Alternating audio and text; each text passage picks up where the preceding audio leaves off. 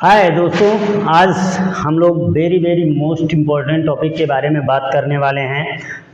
Third lesson के यानी human reproductive system के लेसन के हम लोग आज बात करने वाले हैं गैमेटोजेनेसिस की। मेल में स्पर्म का फॉर्मेशन होता है गैमेट के रूप में और फीमेल में ओवम का फॉर्मेशन होता है गैमेट्स के रूप में, है ना। देखिए, testis and ovary produce male and female gametes by gametogenesis. देखिए, जो गैमेट के बनने की प्रक्रिया है, प्रोसेस है, उसे हम कहते हैं गैमेटोजेनेसिस। क्या कहते हैं? गैमेटोजेनेसिस। मेल के द्वारा मेल गैमेट्स का फॉर्मेशन होता है और फीमेल के द्वारा फीमेल गैमेट का फॉर्मेशन होता है। यदि मेल गैमेट का फॉर्मेशन होता है तो उसे हम बोलते हैं स्पर्मेटोजेनेसिस। क्या बोलते हैं? स्पर्मेटोजेनेसिस। और अगर फीमेल गैमेट का फॉर्मेशन होता है तो उसे हम बोलते हैं oogenesis। तो चलिए हम लोग बात करते हैं। सबसे पहले हम लोग बात करने वाले हैं स्पर्मेटोजेनेसिस का। किसका? स्पर्मेटोजेनेसिस का। तो स्पर्मेटोजेनेसिस में अगर हम बात करें, सबसे पहले बात करें तो जो स्पर्मेटोगोनियम सेल्स होता है जो पाया जाता है सेमिनिफेरस ट्यूब्यूल्स में, मैं अपने पहले लेक्चर में इसके बारे में आप लोगों से डिटेल में बात कर चुका हूँ।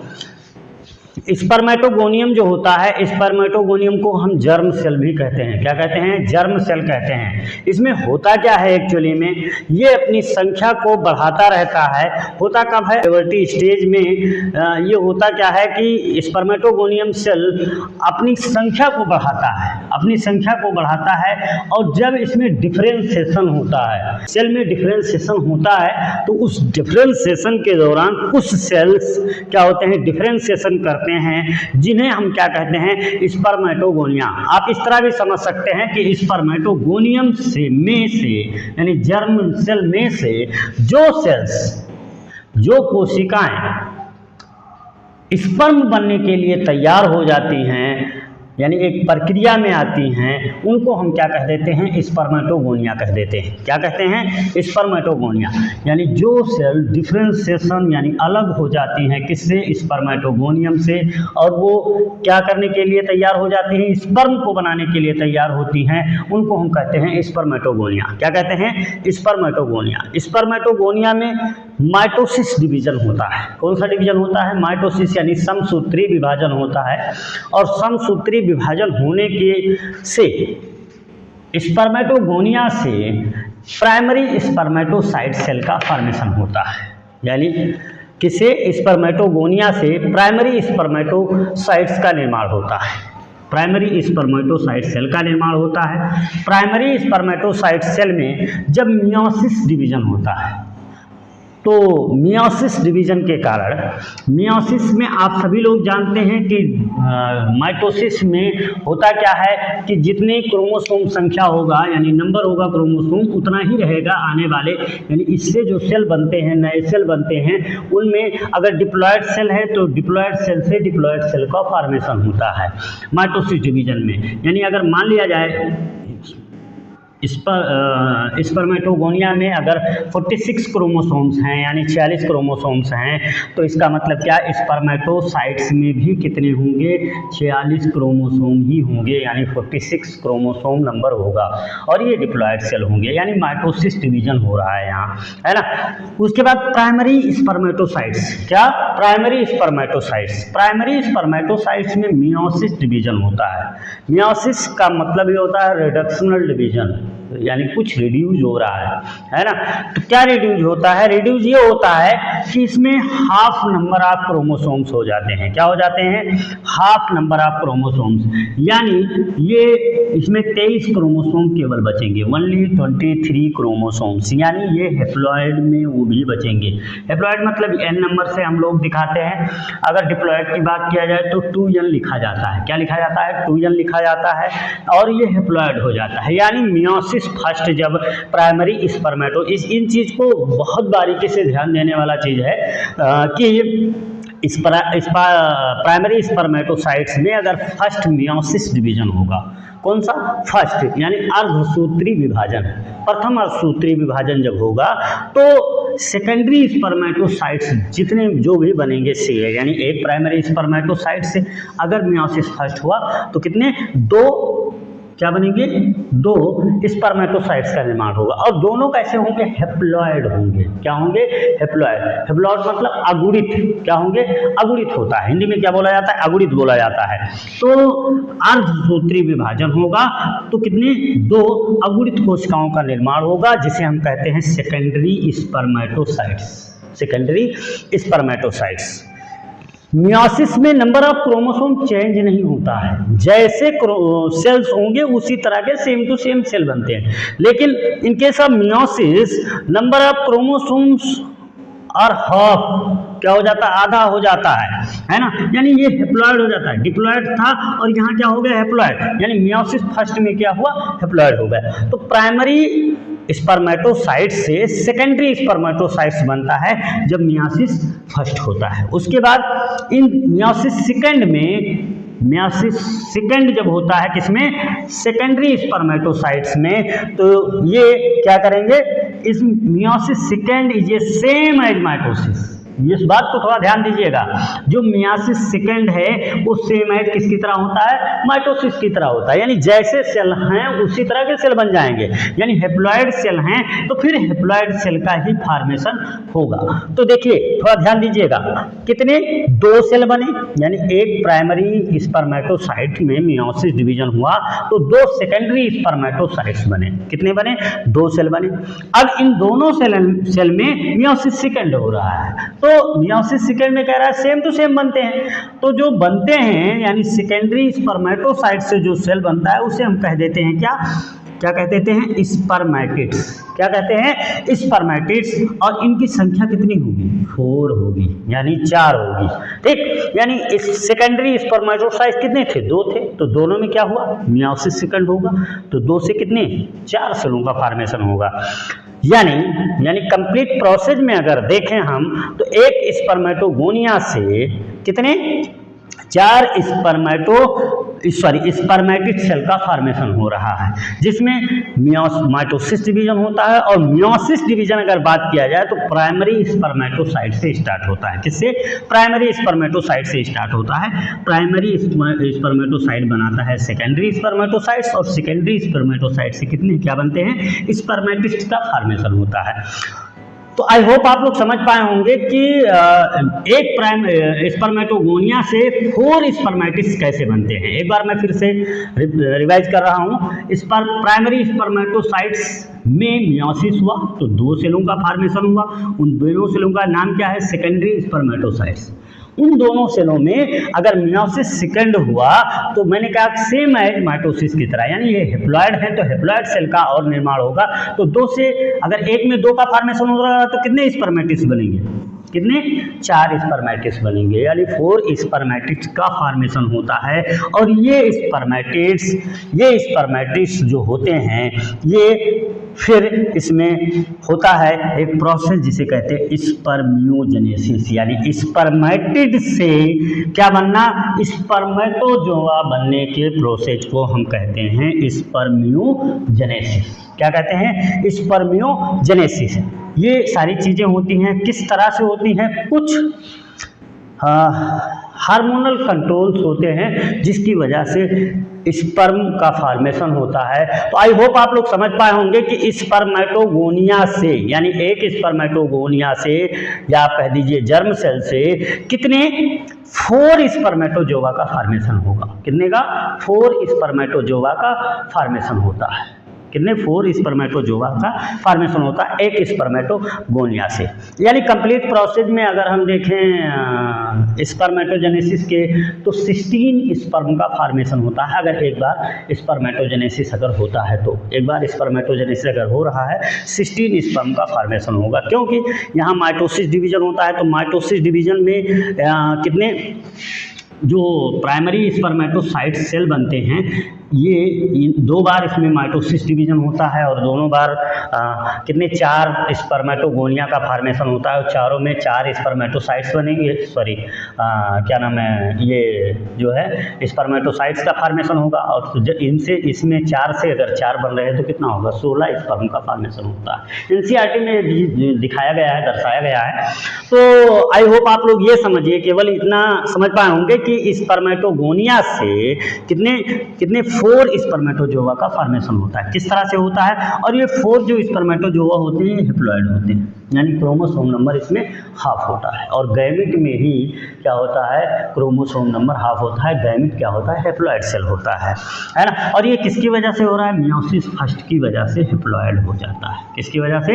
मियोसिस फर्स्ट की वजह से हेप्लॉइड होता है। तो चलिए हम लोग समझते हैं थोड़ा सा क्या हार्मोनल कंट्रोल, क्या हार्मोनल कंट्रोल यानी स्पर्मेटोजेनेसिस में हार्मोनल कंट्रोल्स क्या हैं।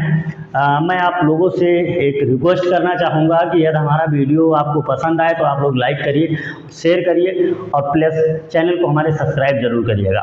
Thank you. तो हार्मोनल कंट्रोल कैसे होता है थोड़ा हम लोग बात करेंगे इस पे। हमारे बॉडी में हाइपोथैलेमस ग्लैंड्स पाया जाता है। क्या पाया जाता है? Hypothalamus glands. हाइपोथैलेमस ग्लैंड्स एक हार्मोन्स को रिलीज करता है और जिस हार्मोन्स का नाम है गोनेडोट्रोपिन रिलीजिंग हार्मोन्स। क्या? गोनेडोट्रोपिन रिलीजिंग हार्मोन्स, है ना। ये हार्मोन्स एक्टिव कर देता है एंटेरियर पिट्यूटरी को, यानी हमारे ब्रेन में पिट्यूटरी ग्लैंड्स पाया जाता है जिसे हम मास्टर ग्लैंड्स कहते हैं। उस ग्लैंड को एक्टिव करने का काम कौन करता है? गोनेडोट्रोपिन हार्मोन्स, है ना। गोनेडोट्रोपिन रिलीजिंग हार्मोन्स, है ना। ये हार्मोन्स क्या करता है? हमारे एंटीरियर पिट्यूटरी को क्या करता है? स्टिमुलेट करता है। क्या करता है? स्टिमुलेट करता है। और जब ये स्टिमुलेट होता है तो ये 2 तरह के और हार्मोन्स निकालता है, यानी जो पिट्यूटरी ग्लैंड्स है, एंटीरियर पिट्यूटरी है, ये 2 हार्मोन्सों को रिलीज करता है। कौन कौन से? FSH हार्मोन्स और दूसरा होता है ल्यूटिलाइजिंग हार्मोन्स, है ना। क्या? ल्यूटिलाइजिंग, LH यानी ल्यूटिलाइजिंग हार्मोन्स और FS का मतलब क्या होता है? Follicle stimulating hormones. क्या? Follicle stimulating hormones, follicle stimulating hormones और प्लस LH यानी ल्यूटिलाइजिंग हार्मोन्स। चलिए इसको थोड़ा सा हम लोग समझते हैं। जो ल्यूटिलाइजिंग हार्मोन्स होता है ये एक्चुअली में कहाँ से बनता है, थोड़ा सा बात करते हैं हम लोग, है ना। ये स्टिमुलेट करता है किसको? लेडीज सेल को। किसको? लेडीज सेल को। ये पाया कहाँ जाता है?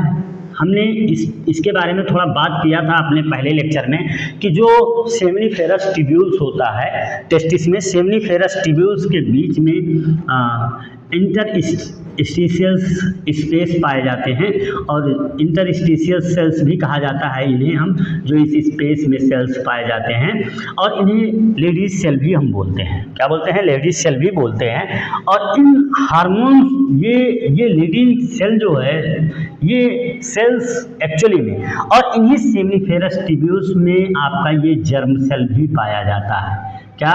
जर्म सेल भी यहाँ पाया जाता है। इसी में हमने आपको बताया था, इसी में सर्टोली सेल भी पाया जाता है। क्या होता है? सर्टोली सेल भी इन्हीं में पाया जाता है। सर्टोली सेल जो होते हैं इनका अपना भी बहुत बड़ा इंपॉर्टेंस है ना। चलिए हम बात करेंगे आगे।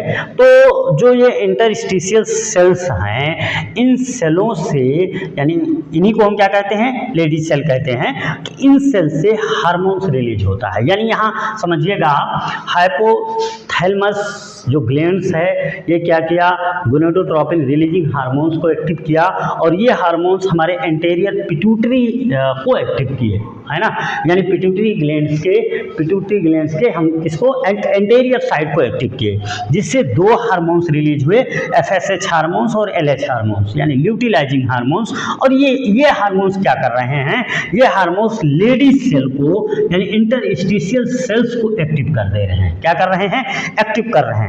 और ये एक हार्मोन्स को निकालता है जो वेरी वेरी मोस्ट इंपॉर्टेंट होता है इस पूरे प्रोसेस के लिए। प्लस मेल में भी इनका बहुत बड़ा इंपॉर्टेंस है।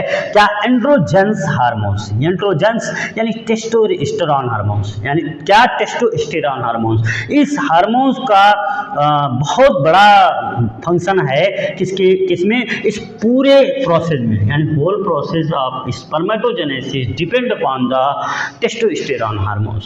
टेस्टोस्टेरोन हार्मोन्स ये क्या करता है? स्टिमुलेट्स करता है। क्या करता है? स्टिमुलेट करने का काम करता है स्पर्मेटोजेनेसिस के प्रोसेस को। कौन? Testosterone hormones. और इनका मेल में बहुत बड़ा इंपॉर्टेंट है। क्या इंपॉर्टेंट है? जैसे मसल्स का मजबूत होना, हैवी बोन्स का होना, या जो एक आवाज़ में हमारे एक भारीपन होता है ना, इसको दर्शाने में किसका, टेस्टोस्टेरोन हार्मोन्स का देन होता है। देखिए जब यंग बॉडी होता है तो यंग बॉडी में बहुत ज़्यादा बिल्डिंग पाई जाती है, बहुत मजबूती पाई जाती है मसल्स में, है ना, इन सब चीज़ों में। तो इनमें किसका योगदान होता है, टेस्टोस्टेरोन हार्मोन्स का योगदान होता है। और प्लस ये स्टिमुलेट करने का काम करता है किसको, हमारे होल स्पर्मेटोजेनेसिस के प्रोसेस को। और यहीं पे जो FSH हार्मोन्स है ये सर्टोली सेल को क्या करता है, जो है बहुत तेजी के साथ स्टिमुलेट करने का काम करता है। क्या करने के लिए, स्पर्मियोजेनेसिस करने के लिए। स्पर्मियोजेनेसिस क्या होता है, स्पर्मेटिड से स्पर्म का फॉर्मेशन होता है। मैं आपको पहले भी बताया था कि जब ये बनता है तो इसमें जो सर्टोली सेल पाए जाते हैं, ये सर्टोली सेल एक्चुअली में करते क्या हैं, एनर्जी प्रोवाइड करते हैं स्पर्म, किसको, स्पर्म को। यानी स्पर्मेटोजोआ, ये जो स्पर्मेटिड्स है, स्पर्मेटोजोआ जब बनते हैं तो सर्टोली सेल में इनका हेड जो होता है वो एम्बेडेड रहते हैं। क्या रहते हैं, एम्बेडेड, यानी इसके अंदर एम्बेडेड कर लेते हैं हेड, अपने हेड को धंसा लेते हैं और इस सर्टोली सेल से क्या करते हैं, एनर्जी लेते रहते हैं। क्या लेते रहते हैं, ऊर्जा लेते रहते हैं, है ना। तो ये चीज़ें होती हैं। आप सीधा याद करिए कि ल्यूटिलाइजिंग हार्मोन्स किसे, यल से याद करिए, रेडी सेल को एक्टिवेट करता है और ये क्या करता है, टेस्टोस्टेरोन हार्मोन्स को उत्पन्न करता है, एंड्रोजन को उत्पन्न करता है, जिसका वेरी मोस्ट इंपॉर्टेंट रोल ये है कि स्टिमुलेट करता है स्पर्मेटोजेनेसिस को। किसको, स्पर्मेटोजेनेसिस को। तो आप लोग यहाँ से केवल इतना याद करिए, हार्मोनल कंट्रोल में हाइपोथैलेमस ग्लैंड्स, है ना, हाइपोथैलेमस ग्लैंड से कौन सा हार्मोन रिलीज होता है, कौन सा, गोनेडोट्रोपिन रिलीजिंग हार्मोन्स, है ना। ये हार्मोन्स क्या होता है, रिलीज करने के बाद ये क्या करता है, एक्टिव कर देता है किसे, एंटीरियर पिट्यूटरी को, हमारे एंटीरियर पिट्यूटरी को, जिससे दो हार्मोन्स निकलते हैं, कौन कौन, FSH हार्मोन्स और LH hormones, follicle stimulating hormones और LH ल्यूटिलाइजिंग हार्मोन्स। ये हार्मोन्स क्या करता है, एक्टिव कर देता है इंटरस्टिशियल सेल्स को, यानी आप कहिए तो लेडीज सेल को, है ना। और ये जब एक्टिव होता है तो ये हार्मोन्स रिलीज करता है, कौन सा, एंड्रोजन, यानी टेस्टोस्टेरोन हार्मोन्स, है ना। टेस्टोस्टेरोन हार्मोन्स पे ही क्या होता है, पूरा होल प्रोसेस स्पर्मेटोजेनेसिस का डिपेंड होता है, क्योंकि स्पर्मेटोजेनेसिस के प्रोसेस को एक्टिव यानी स्टिमुलेट करने का काम कौन करता है, टेस्टोस्टेरोन हार्मोन्स करता है। क्योंकि आप जानते हैं कि जो सेमिनिफेरस ट्यूब्यूल्स होता है, यहीं पे जर्म सेल्स पाए जाते हैं। अब यहाँ जो इंटरस्टिशियल सेल्स हैं, लेडीज सेल हैं, ये हार्मोन्स निकालता है। टेस्टोस्टेरोन क्या किया, इन सेलों को एक्टिव करने का काम किया, यानी स्टिमुलेट करने का काम किया। स्टिमुलेट हुआ तो जो प्रोसेस है स्पर्मेटोजेनेसिस का वो स्टार्ट हो जाता है। ये चीज़ें होती हैं। नेक्स्ट आगे हम अगर बात करें तो ईच कैराक्वाइटस में एक बार अगर जो है सेक्स एडाप्टेशन होता है, मीन्स आप कहिए कि पेनिस के द्वारा स्पर्म अगर बाहर आता है एक बार, तो एक बार में लगभग 200 से लेकर 300 मिलियन यानी 200 to 300 मिलियन स्पर्म डिस्चार्ज किए जाते हैं।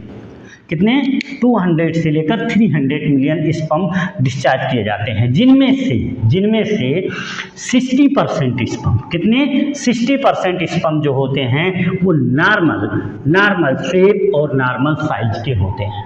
यानी कितने में 200 से 300 मिलियन डिस्चार्ज किए जाते हैं एक ईच क्वार्टस में, और उसमें से 60% स्पर्म जो होते हैं वो क्या होते हैं, नॉर्मल शेप और नॉर्मल साइज के होते हैं, नॉर्मल शेप और नॉर्मल साइज के होते हैं। लेकिन उसमें से कह रहा है विगोरस मोटिलिटी पाई जाती है, कितने में, 40% में, कितने में, 40% में क्या पाई जाती है, विगोरस, है ना, मोटिलिटी पाई जाती है, बहुत तेजी के साथ गति करने की क्षमता पाई जाती है, कितने में, 40% स्पर्म में, है ना। क्योंकि ये वेजाइनल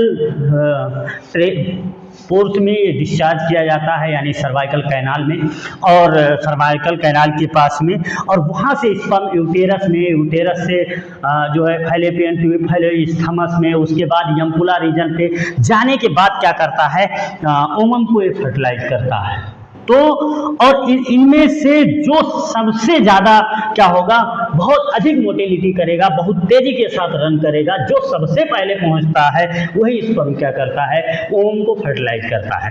तो आइए थोड़ा सा स्ट्रक्चर भी देखते हैं हम स्पर्म का कि इसका स्ट्रक्चर किस तरह का होता है। तो अगर देखा जाए तो इसमें कुछ हेड रीजन पे इसके, ये इसका हेड रीजन होता है, हेड रीजन पे इसके कुछ उभरे हुए भाग पाए जाते हैं हेड रीजन पे, जिसे हम एक्रोसोम्स कहते हैं। क्या करते हैं, एक्रोसोम। ये कुछ एंजाइम को सिक्रीट करते हैं, जिसकी वजह से जो ओवम होता है, ओवम में जो ऊपरी लेयर पाया जाता है जिसे हम जोना प्लूसिडा कहते हैं। क्या कहते हैं, जोना प्लूसिडा।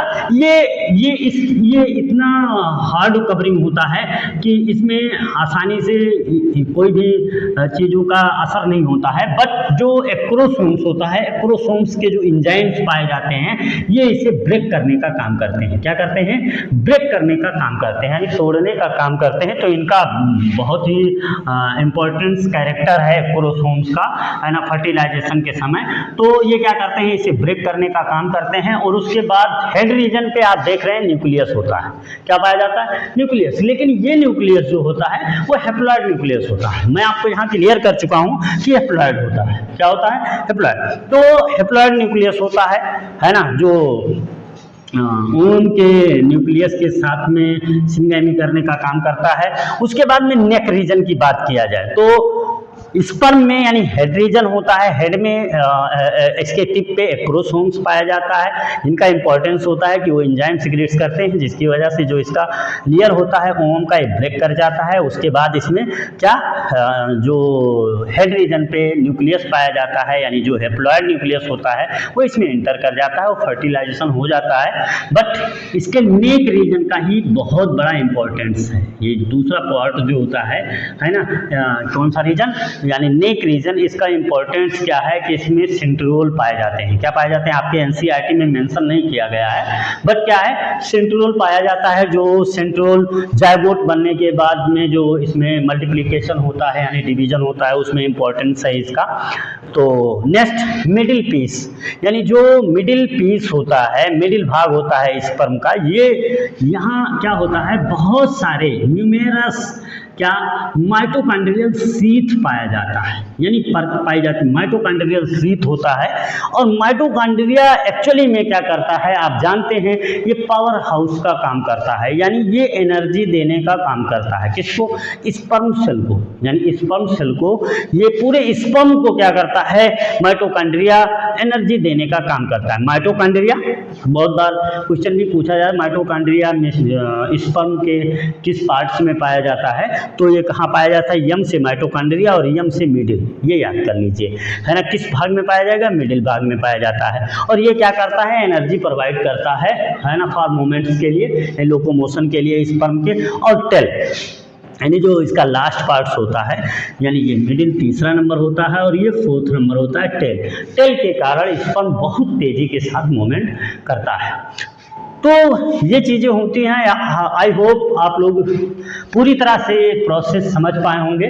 और जो है नेक्स्ट हम लोग oogenesis का वीडियो मैं लेकर आता हूं, उसमें मिलेंगे। उससे पहले मैं आप लोगों से फिर एक बार रिक्वेस्ट करना चाहूँगा कि हमारे चैनल को ज़्यादा से ज़्यादा आप लोग वीडियो को शेयर करें और चैनल को सब्सक्राइब करें। और वीडियो यदि पसंद आए तो आप लाइक ज़रूर करें। Thank you.